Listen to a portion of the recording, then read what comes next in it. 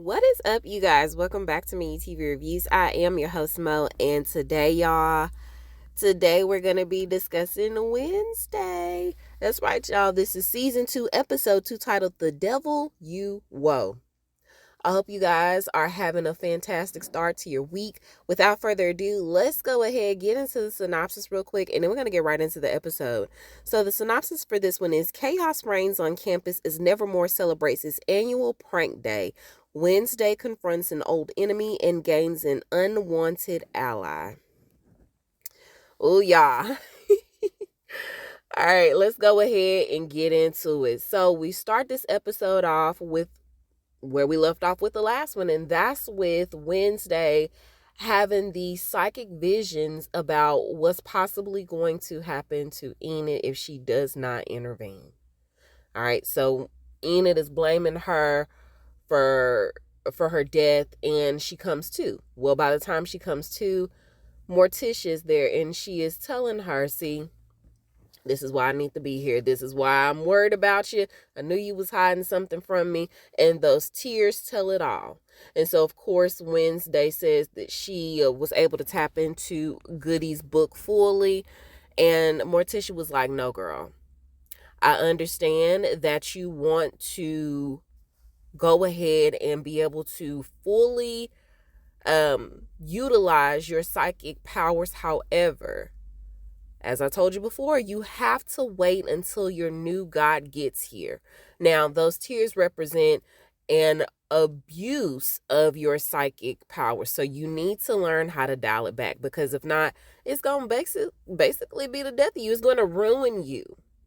And so she demands that Wednesday give her the book back, which, I mean, at this point, Wednesday probably done remembered that thing upside down, sideways, backwards, forwards, all types of ways. So, I mean, there's really no point to that.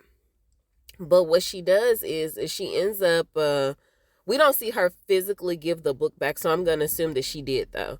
Now, in the car, she's with Lurch, and she's making the connection about what happened. The psychic vision, Galpin's warning, the painting that Xavier sent her. It's all connected, and it all has birds involved in it. Okay, and so she tells Lurch to make one extra stop real quick. Now, as he does so, she shows up to Sheriff Galpin's house, and y'all, it's been all types of tagged and spray painted, talking about evil lives here, this, that, and the third. So she get the knocking on the door, and nobody comes to the door. Well, so she then turns the knob, and looky who, the door is unlocked. Now, Thing tells her, hey, that's considered breaking and entering. And she was like, how is it considered that if it's already broken? Well, if you say so, girl, okay, you still breaking the law. So she ends up going inside, and the TV is on. There's a bottle of booze laying on the floor, and it's clear that he's been drinking. But when hasn't he been drinking? And so she ends up going over to him, and she's talking cash money, talking about, this, I don't have time for you to be going through one of these alcoholic fits, And so as she faces him, she turns to face him, y'all, we see that he done fell victim to, just like his homeboy Carl. Him and Carl done met the same daggone fate, because he is dead and very eyeballless. His eyeballs have been removed. Now, we are to assume that this is from the birds, but there's definitely something else to this, because them birds is not pulling eyeballs out like that. They can't do that, can they? They're not that strong. And y'all, it was a clear see-through. So I would have thought that's too graphic, y'all. But it seems like the birds are not that clean. This is a little too clean cut for this to be the bird's responsibility for doing this. All right. So just as she's finna get ready to go, so she was like, okay, let me try to tap into my psychic abilities to see how we even got to this point. But y'all, her psychic abilities, they're not even she can't tap into him. They're offline at this point. Okay, so I don't know if Morticia done put a spell on her or what have you. But either way, she can't utilize him right now. So just as she's finna get ready to like try to get a closer look like into his mouth or whatever the case may be, it seemed like she might have saw something. Y'all, the birds come flying out his body. It was definitely a jump scare. I was not expecting that. And then I was wondering how all them birds get in his body like that. That's some supernatural stuff, right? Because you ain't just setting up shop in his esophagus. That's not how we do this, okay? So 1,001 birds come out. Speaking of which, y'all, have y'all ever watched 1,000 Ways to Die? Anywho, his title would have appropriately been called Pet. So the birds come flying out. They go every which kind of way. And then by the time she's finna get ready to go, because she's weirded out at this point, or maybe just highly intrigued, she's getting ready to leave. Just then, the new sheriff, and I don't remember her name, y'all. Please excuse me. I'll have it by the end of the season. They're at the door ready to place her under arrest. Now, the question is, how did they even know to come there that quickly? Very coincidental. I was like, Morticia, did you make a phone call? What is happening? Somebody is definitely trying to stop Wednesday from pursuing this thing. So she ends up taking her down to the station. And I was like, is this even legal? Because ain't she underage? Where's her lawyer at?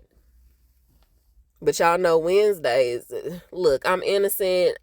I can handle you better than any adult in my life probably could. So she don't have no problem being questioned. However, so she ends up asking her, what are you doing here? And she was like, girl, Sheriff Galpin asked me for my help involving this case.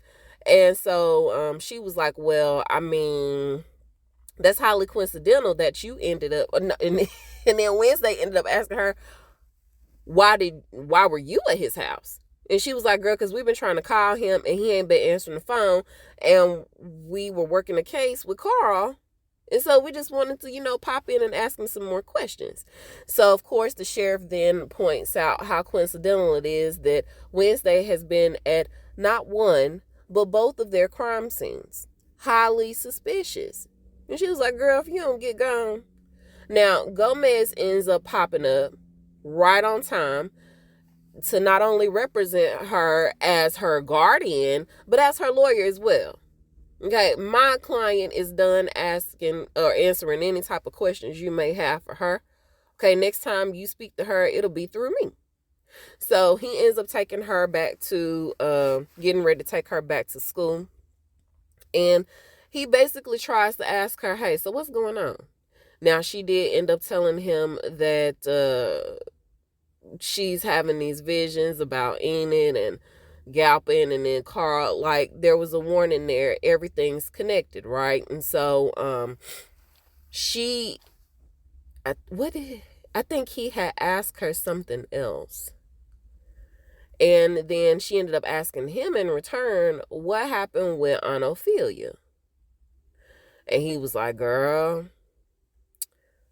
that ain't my story to tell. And I was like, you think Morticia gonna tell her? Wednesday, this sounds like a second investigation that you're gonna have to put forth because, I don't think you're gonna get the answers you need out of your mama. So, and I think she did ask her about Aunt Ophelia, but she didn't tell her anything at that particular point either. So, Gomez said that he had got the word from Lurch because Lurch came running in there like he was in a panic, and he was like, man, I damn near dropped my drink. Okay, I almost choked on my drink. So that's that. I guess the mystery of Aunt Ophelia continues. Now, what ain't a mystery is what happened to that daggone zombie. I told y'all what was gonna happen. And we see Pugsley is with our guy Eugene. Now, Pugsley is leaving out of the beekeeper spot when Eugene is finna get ready to come up, and he was like, what you doing in here? Okay, I hope you're not eating my bees like your nasty behind uncle. And he was like, no, I got something else that I need to show you. It's a secret. And so he ends up taking him in there, and he shows him the zombie. And he tells him, I accidentally brought him back to life. Okay, with my electricity, the ticker kept ticking, and here he is, boom, bam. And so he was like, I think we gonna have to keep him here forever. And Eugene was like, friend, that is not a good idea.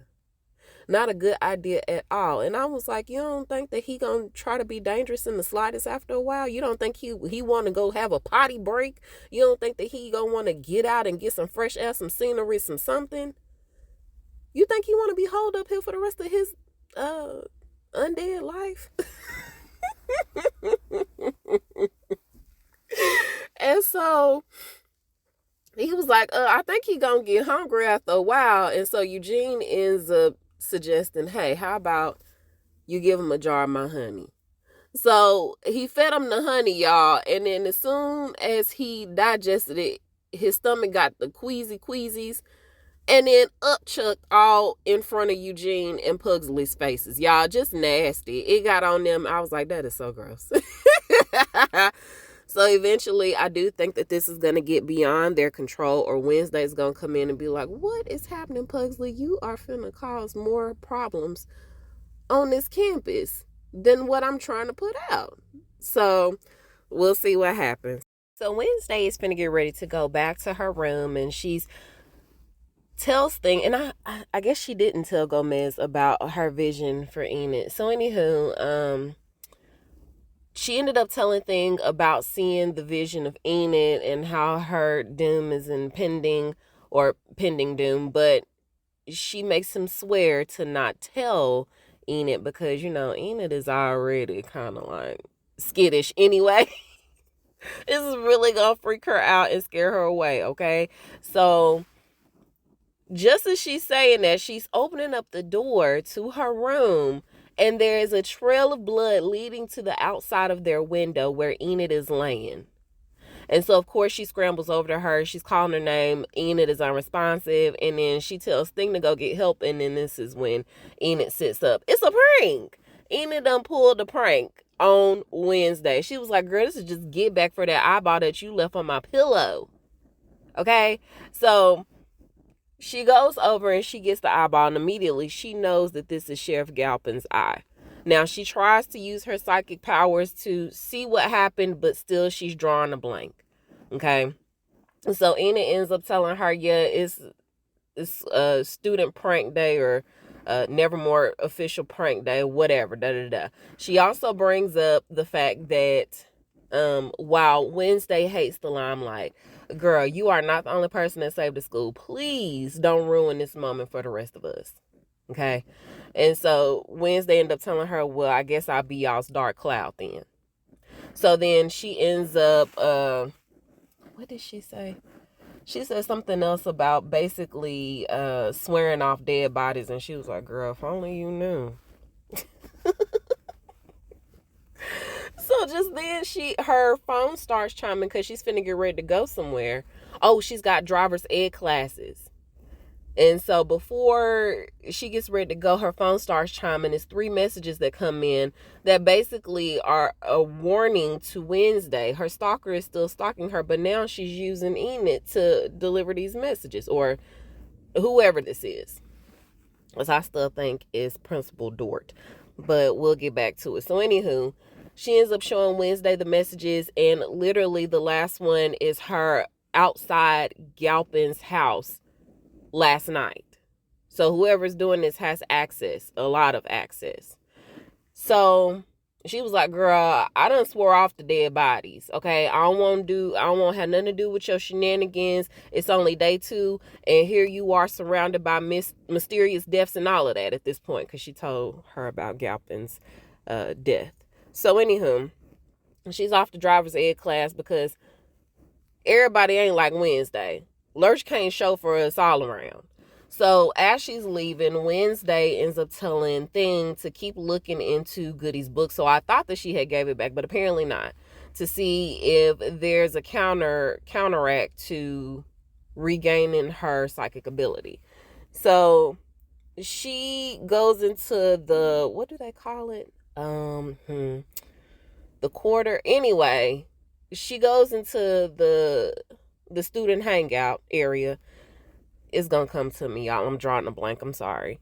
And everybody is getting pranked left and right. People flying through the air. They throwing dynamite into the creamy ice cream truck.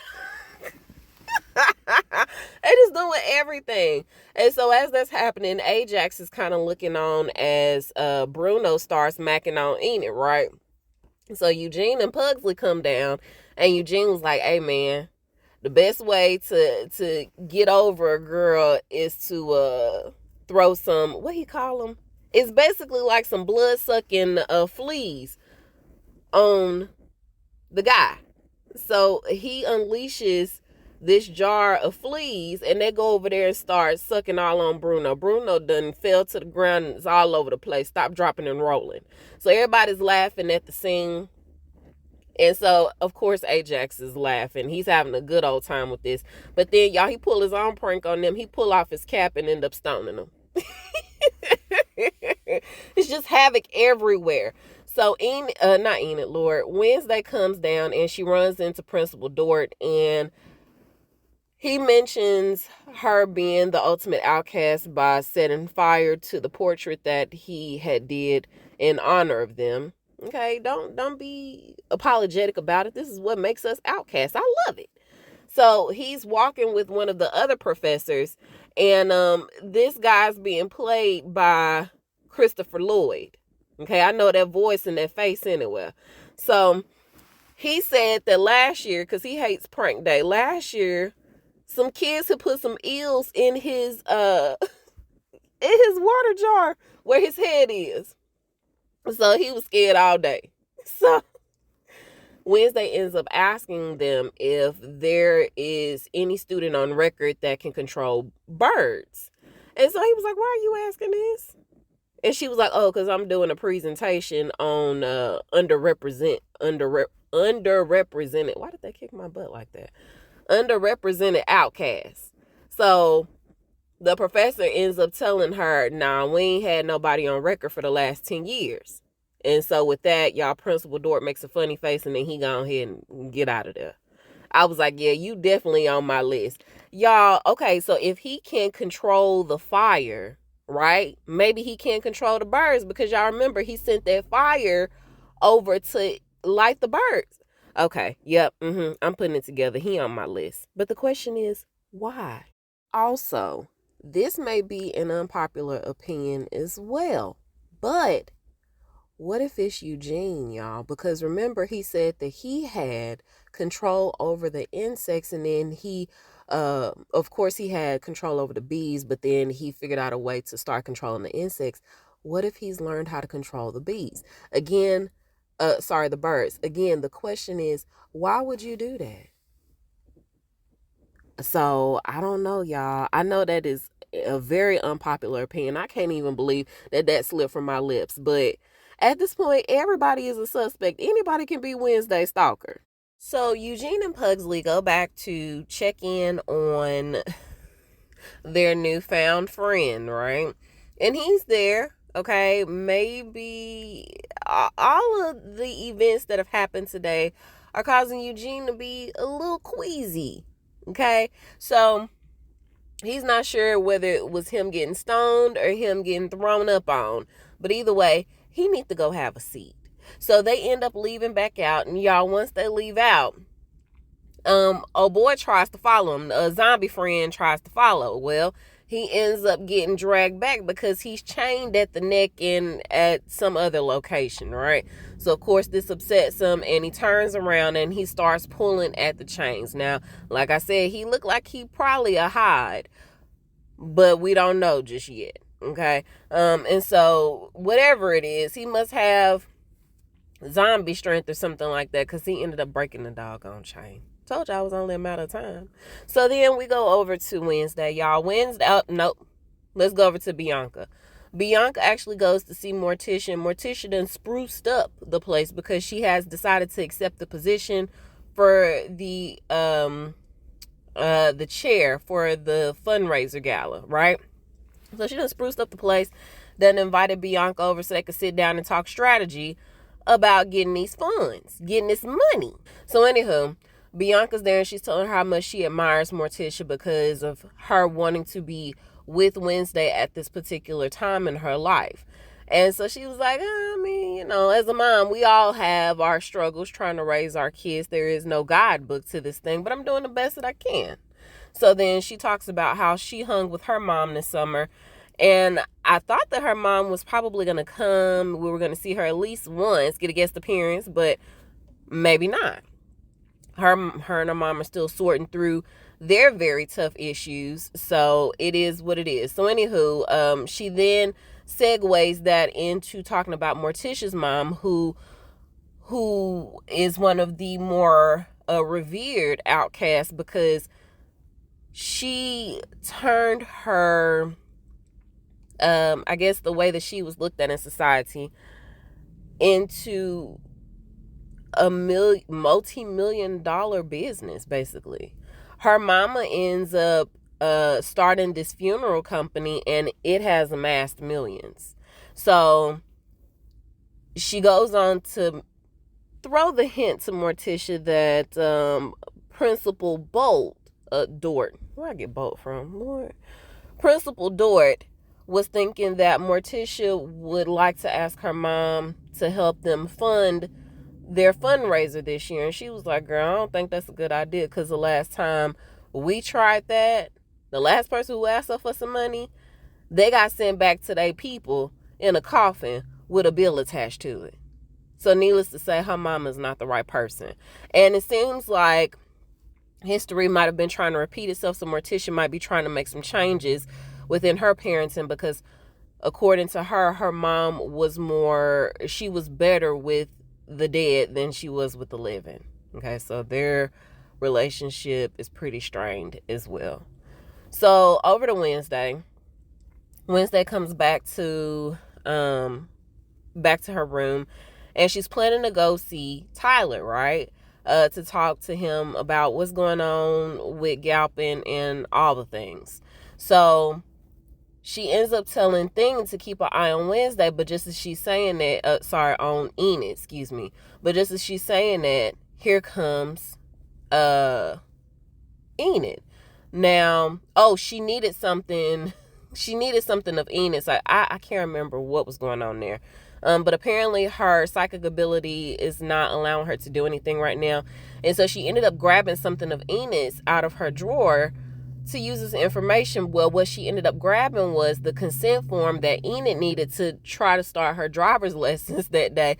So she didn't want Enid to know that she had came back to the room. But Enid comes like right behind her because she had forgot said consent form. Now she can't find it, but she swears she left it in her drawer at her table. So Wednesday got it, and then just as Enid's finna get ready to head out, here comes Morticia. Now Morticia's coming because she was looking for Wednesday. Enid was like, girl, Wednesday not here. So she was like, that's okay. I know what I'm looking for. I'm pretty sure Thing could help me find it. So as soon as Enid leaves, Morticia tells Thing to give her Goody's spell book, or, her guidebook. And so Thing was like, girl, trying to get onto her and basically prevent himself from having to give up this book, just throwing everything her way, talking about her and Wednesday's relationship, how bad of a parent she's been to Wednesday, how much she treats, or her and Gomez treat Thing like a slave versus like an actual thing, I guess, or a hand, maybe a pampered hand, I don't know, a pampered appendage, I don't know what you want to call it. And so she apologizes, but either way, I do believe that she ends up giving he ends up giving her the book. Now, while that's happening, Enid is still frantically looking for this consent form in other places that she feels like she might have left it. Y'all, Wednesday done took that same damn consent form because she needed a ride. That's what it was. She needed a ride to get to Tyler because I guess she didn't want Lurch telling on her. So she ended up using the consent form to pretend to be Enid for this driver's course. So she get in the car, and he's giving her the rules, keep your hands at 10 and 2, respect the car, respect, all the other rules, respect the speed limit, because she's had some previous experience with Uncle Fester. Uncle Fester has been out committing crimes once or twice before in the past, and has happened to use Wednesday as the getaway driver. okay, committing felonies. So she got a little bit of experience.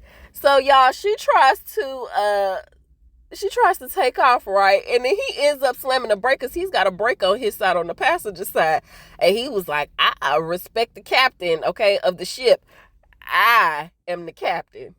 So she was like, okay, cool. So then he ended up like his attention was taken away from what Wednesday was doing because y'all, zombie friend done got loose. And he is at Nevermore's gates trying to get out and roam the forest like them. So y'all, his attention was off of Wednesday for a split second. She took her knife that she always keep on her and she cut his little brake line over there where he is so he can no longer use the brakes to stop her from driving. So she ended up taking off, right? And she speeds all the way to the mental facility or whatever asylum Tyler is being held in, right? And so when she gets there, the guard is like, it's another groupie for the Hyde guy. Why don't you go find you a different hobby to get into, like puppy dogs, watching some K-pop stuff or something like that, And so she slams down this thick ass file talking about, hey, call your supervisor and tell him that Wednesday Adam with 2 D's, not the one, is here to see Tyler. So of course she gets back, y'all. It's a mess. So Bianca goes to go see Principal Dort after her talk with Morticia, and it's gonna be a no-go on Mama Morticia because their relationship is very estranged. And so he was like, girl, we need to make her a priority because once we nab her, she's like the Moby Dick of his story, if you will. If we are able to nab her, do you know how many other multi-millionaire, potentially billionaire donors we could get? Okay, she has so much influence. So he basically orders her to use her siren on Morticia. And so she was like, you know what? I'm not going to do your evil bid. And so she tries to use her siren song on him to prevent her from being coerced to do his evil bidding. But unfortunately for her, he nabbed some sort of pendant that resists falling for the siren song. Okay, listen, your future is in his hands, Bianca girl. What you gonna do? I'm sure she'll find a way to nab that pendant and prevent him from forcing her to do this. So she won't lose her scholarship. Over to Pugsley and Eugene. Y'all, the shenanigans continue. Pugsley is in class and he's electrifying Professor Waterhead. And Professor Waterhead is threatening to give whoever the culprit is a year's long worth of detention. All right, come out and show yourself. Make yourself seen. So just then Eugene gets his attention from the hallway and he was like, hey man, we got a problem. Your homeboy, zombie friend Slurp, he done escaped. So what we gonna do? Then we go over to Enid. Enid and Bruno are coming back upstairs. Apparently she believes that her driver's ed instructor was a no-show. Remember, that's because Wednesday took off and like she was in a relay race. So her and Bruno are going back up to the room and he's gonna get real comfortable. There's some chemistry there where it could ultimately probably turn physical. Now, we do know that somebody is in the room and they're hiding behind something, or at least that's what they want us to believe. I think there is somebody there. So, anywho, it has to be. Disregard. There's somebody in the room. So, when she comes in, there's a gift laying on the floor for Thing. Apparently, it's his birthday, and it's got one of his old mugshots, y'all, when he had hair. Because, Thing is seasoned. So this was back in his other crime committing days when he had hair and a sign from Uncle Fester. Y'all, it's his birthday. And nobody has acknowledged that it's Thing's birthday. Nobody has sung the Stevie Wonder version of Happy Birthday to him. Nobody has sung the regular boring happy birthday to him. Nobody has done anything. Nobody did a soul clap, no nothing. So he's down in the dumps. He been celebrating by himself, y'all. He been turning up bottles. Okay, he been drinking a little bit. Ask me how he does it, and I'm gonna give you the same answer that Ena got. I don't know. I don't know how he's able to drink. What? Anywho, so she was like, "Oh man, okay." So just then, I think she hears something.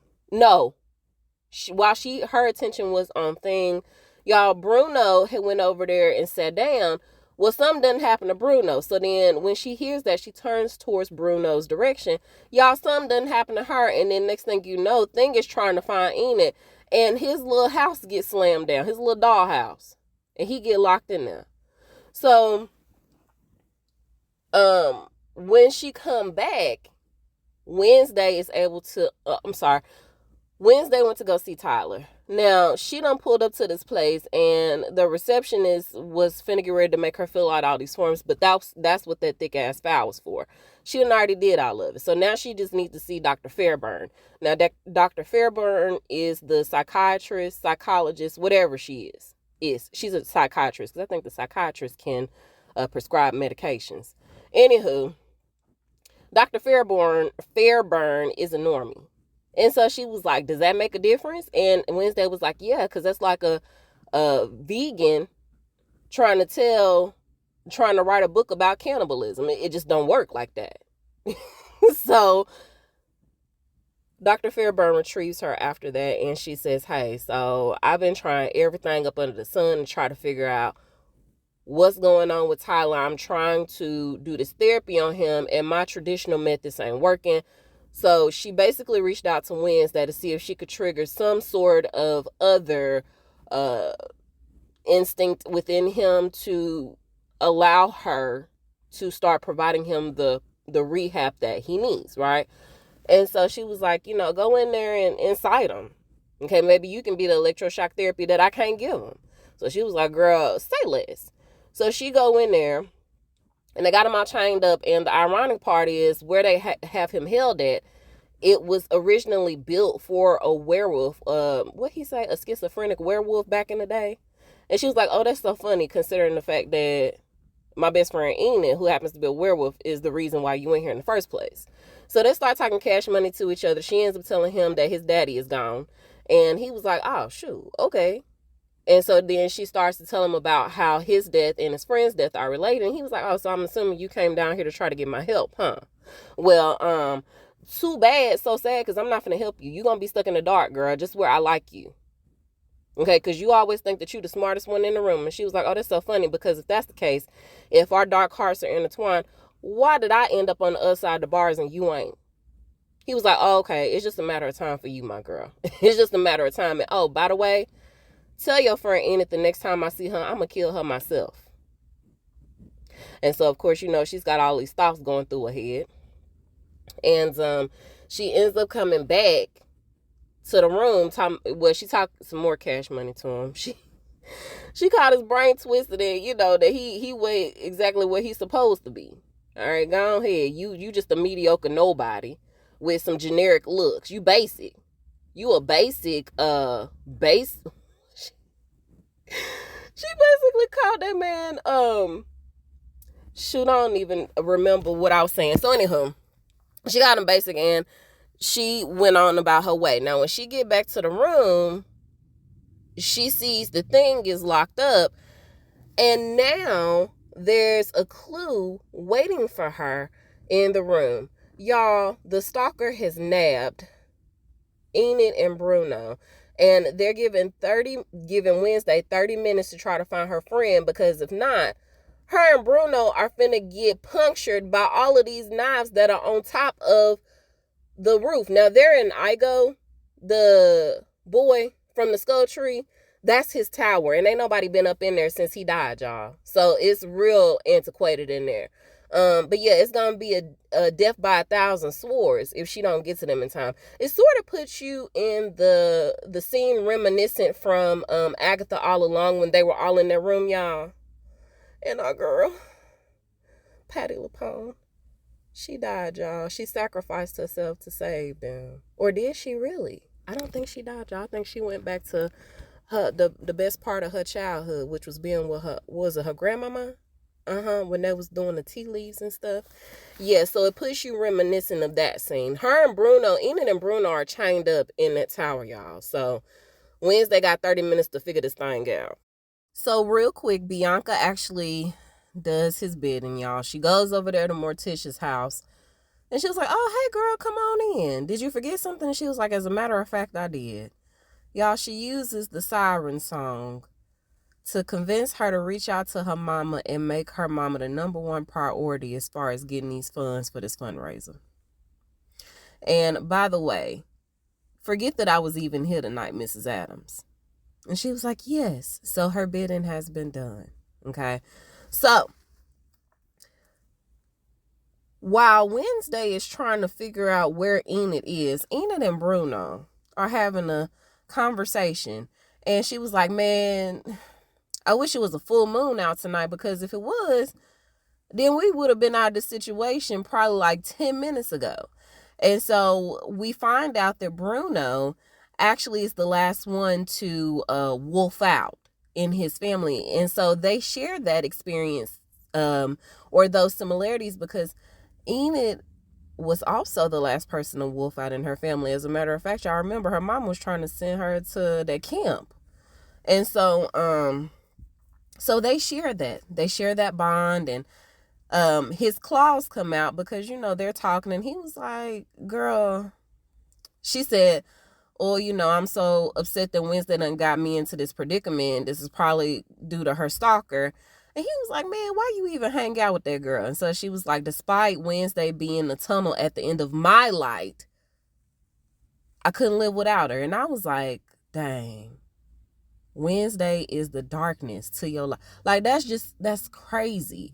And so then he goes on to say that it's really good that Wednesday has you for a ride or die. And I was like, oh, man. Enid better make it. That's all I'm going to say, because I'm going to be so mad if she don't. So, they get really close, and his claws come out, and he says that he usually does that when he gets nervous or he's, very stressed about something. And she tells him to start box breathing. And so by this time, y'all, she's walking him through the method, and they just start kissing. Meanwhile, Wednesday runs into Miss Capri while she's trying to figure out what the next clue is. And Miss Capri was like, hey, girl, so I need you to meet us on Friday at 3 p.m. because I done signed you up to be a part of this orchestra that I'm trying to get together for this fundraiser event. And she was like, first off, I'm too busy for this type of conversation right now. Second off, the last time you heard me play, you wasn't too impressed with what I was doing. So why are you even trying to have me in your little orchestra, your little funky orchestra? And she was like, well, I was just trying to motivate you to try to look deeper so you can play a little bit better. That's it. That's all I was saying. Okay, but I think you still good. You can just be a little bit better. That's it. I see you at Friday at 3. Or I see you on Friday at 3. So there's no more discussion about it. Wednesday ends up using y'all. Okay, so she uses the notes to play the notes. Like it says play dead on the back of the thing. And so she finds this organ, and she finds all of the different notes that she needs to play. She tries to play them one at a time, and then she ends up playing them all together. And I was like, ooh, that sounds like a grisly chord, right? Like, yeah, it's scary. So she ends up going through this tunnel, and it leads to Igo's tower. And y'all, along the way, she ends up like seeing the creepy person that's stalking her with the creepy ass doll mask. Y'all, it was weird because it was like some paranormal type stuff that was there, and then they disappear. So she finally makes her way to the tower, and now she uses Thing to try to have him go pick the locks. Well, by this time, the swords have started falling, right? And so one of them ended up falling. It was like a dagger that was able to pin thing down. I thought he had got stabbed at first. I was like, so Wednesday ends up going, she sees this typewriter, and the typewriter has the last clue on it, which basically says, hey, you have to figure out which one is missing from the group of books. Okay, so it's several stacks of famous authors, and long story short, the author that isn't there is H.G. Wells, is it H.G. Wells or H.B. Wells? The Invisible Man. That's the author that's not there. So as she types it in, that ends up stopping the clock just as the swords are literally like at Enid's eyeball. Like it's finna get ready to penetrate her eyeball. And then they start to rescind. So thankfully, everybody is safe. We're good here. And then all of a sudden, out pops this little girl named Agnes. Now, we've been seeing Agnes in every episode, even though it's only been 2. Okay, her and her little groupie friends. This is the redheaded one with the pigtails. The redhead pigtail girl. Her name is Agnes. She's an invisible, right? She can disappear and reappear just like that. And so she said, she had got some help from some of the Da Vinci's, which I was like, who are them people? I don't know what their ability is, y'all. I ain't looked into it like that, but just know that they helped to put all of this together. Okay? And so she was like, girl, you are doing the absolute most to get somebody to notice you. She did all of this just to get Wednesday's attention. And she was like, girl, tell me you ain't impressed. Wednesday probably was impressed on the inside, but she ain't gonna never let her know that. So anywho, she was like, okay, girl, you did all of this. What about, why did you put the eyeball from Galpin's body on Enid's pillow? And Enid was like, girl, that was real? Yes, it was very much real, Enid. And she was like, girl, I didn't do that. I didn't kill nobody. I don't know nothing about that. So needless to say, there's somebody else out there that's still haunting her. So Enid and them is finna get ready to walk away. And Agnes was like, girl, Enid, I don't know why you sitting up here doing all this complaining, because you got some alone time with the hottie of the wolf pack, my girl, so you should be thanking me. I was like, yeah, there could have been other ways. I mean, they was having some chemistry. They was vibing before you intervened. Okay? Doing too much. So she was finna get ready to try to get on the elevator with them, and Enid was like, girl, no wannabes allowed. I wanna be down. Looking ass. So she ended up having to catch the next elevator ride down by herself. Or she could have just disappeared and got on there. They would have known. So anywho, she offers to help Wednesday. She was like, I can help you figure out who it is. You just say the word, girl. So I'm pretty sure Wednesday is going to enlist her help in some sort of capacity. This ain't the last time we'll see her. So that's that. Now, when Wednesday gets back to her room, she's still trying to hone back in on these psychic abilities, trying to tap back in. And so she tells Thing, first off, she apologized to him because she forgot his birthday, and she gives him this like thumb torture gift from way back when. And she even offers to have him try it out on her as a form of punishment for forgetting his birthday. And so I guess he declines, at least for the moment. She tries to find the book, but she now finds out that Morticia has taken the book. The book is gone.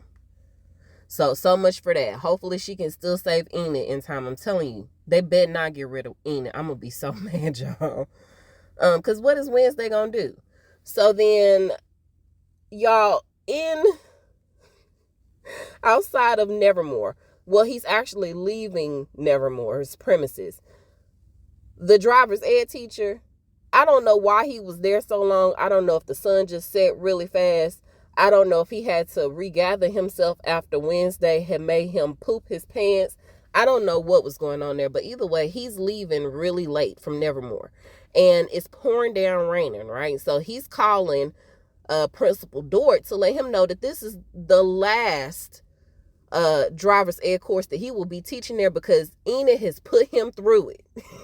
He done. So while he's leaving this voicemail for Principal Dort, he ends up hitting our zombie friend Slurp. Okay? And so he stops because he know he hit like a body, but he didn't know that it was a zombie. So he get out the car. Again, it's pouring down raining. And y'all, he get the looking. He done took his glasses off for whatever reason. So he figured he'd put his glasses back on. And he get out and he's expecting the body to still be on the ground. Well, by the time he get over there, the body is gone. The body is gone like a 1990s horror film. Okay, I know what you did last summer. So he take his glasses off because he think his eyes is playing tricks on him, right? By the time he put his glasses back on, y'all, Slurp is right behind him, finna get ready to slurp his whole insides out.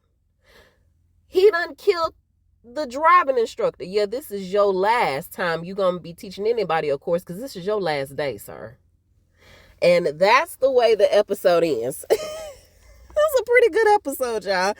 Y'all let me know who you think is behind the murders. Now, I was wrong about the stalker. I would have never thought she's going to have to play a more significant role because there's no way that you introduce a character like that without her doing something later.